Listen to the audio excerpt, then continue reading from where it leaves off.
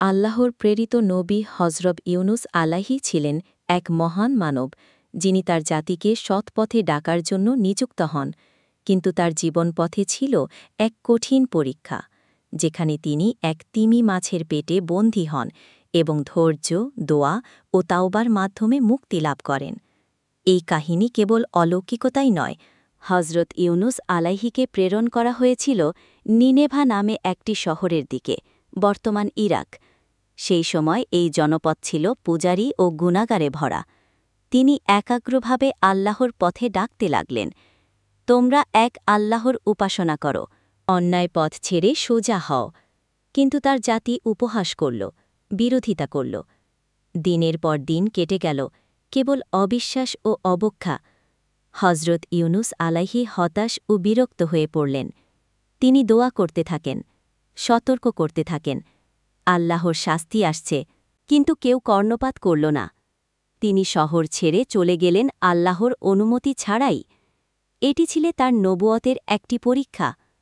ইউনুস আলাইহি একটি জাহাজে উঠলেন। কিছুদূর যাওয়ার পর ভয়ঙ্কর এক ঝড় শুরু হল।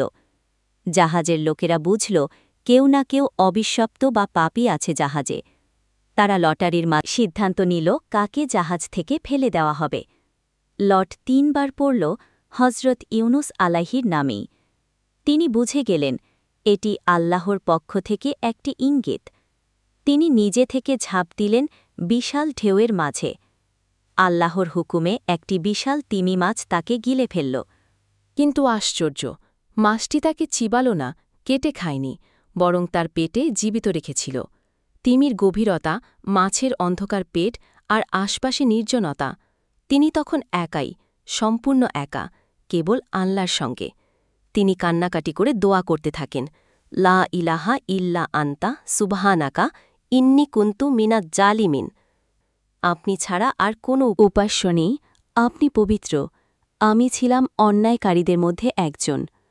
আল্লাহ তার ক্ষমা কবুল করলেন। তিমি মাছ আল্লাহর আদেশে তাকে তীরে এনে বমি করে ফেলে দিল। তখন তিনি অসুস্থ, দুর্বল আর গাছতলায় পড়ে আছেন। আল্লাহ সেখানে একটি যক্তিন গাছ জন্মালেন।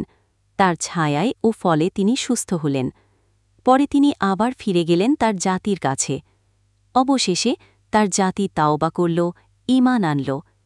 এটাই একমাত্র জাতি যারা নবীর অনুপস্থিতিতেও ঈমান এনেছিল এবং শাস্তি থেকে বেঁচে গিয়েছিল।